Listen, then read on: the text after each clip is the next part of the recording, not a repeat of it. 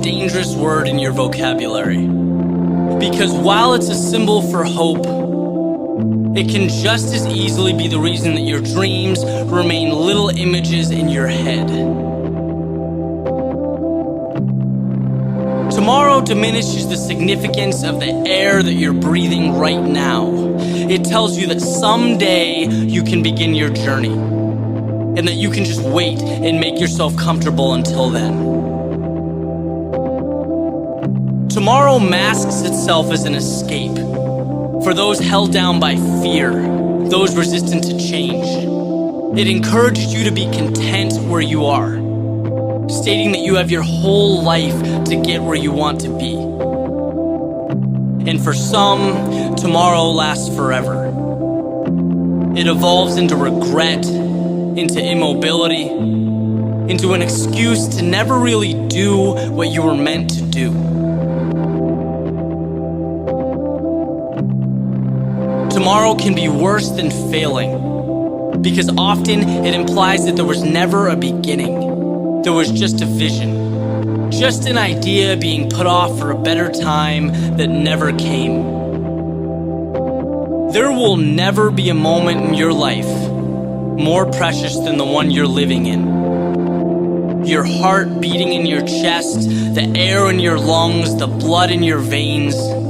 They're giving you an opportunity to make a change, to become who you want to become, to live, to inspire, to achieve. Because who really knows how many tomorrows you'll get? And the last thing you want is to look back on your life thousands of days from now and wish you had the courage to do what you wanted to do. To wish that you understood how fast tomorrows come and go, and that all you will ever have is the present moment. Every journey starts with a step. That courageous act of moving forward, not knowing what tomorrow will bring, only knowing that you'll be further along then than you are now. That you'll be stronger, wiser, smarter. Because you didn't wait for tomorrow, you didn't wait for anything. And that is the difference between I am and I wish I was. It is the difference between dreaming and truly living.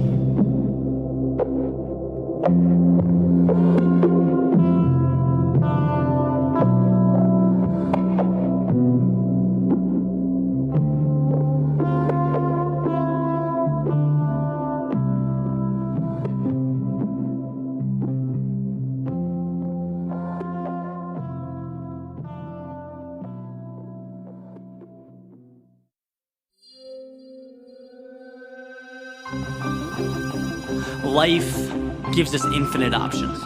We have an unlimited number of opportunities to do anything we want.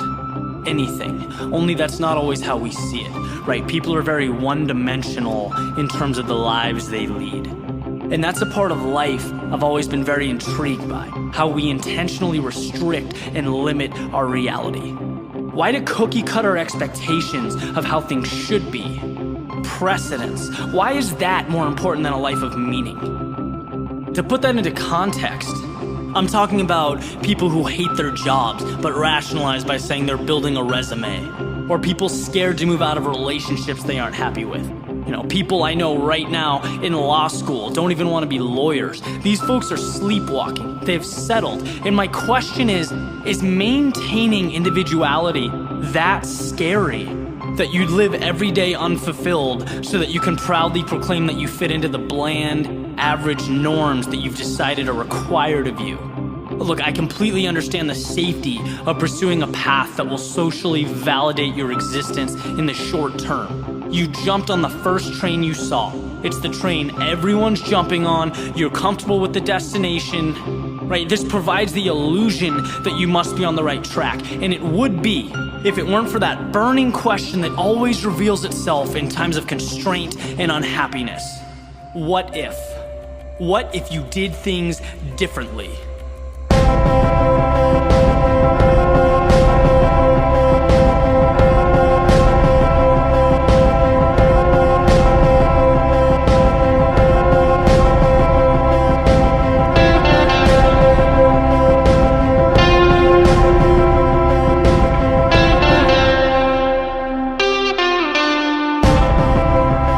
you're on this train with everyone else, all going somewhere you don't really want to go, together, bragging about it, and maybe you just wonder, right, what would have happened if you waited? What if you took another train? What if you weren't so worried about fitting into these black and white expectations that you did what you wanted? Right? Seems ridiculous to do what you want. And the truth is, it takes balls, it takes courage to let these trains go by one and wait for yours, right? Believe that your train is on its way. There's no proof that it is, there's no message everything's gonna work out, there's no safety guarantee. That's why so many people jump on that first train right to Mediocreville. To be different, to be great, start by looking at people who have done great things. They all have the same message. Believe in yourself. Trust your ability. It's not hidden.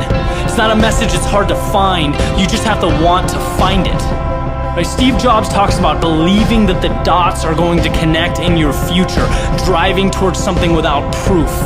Muhammad Ali says he never feared his opponents because he had faith in his ability over everyone else's.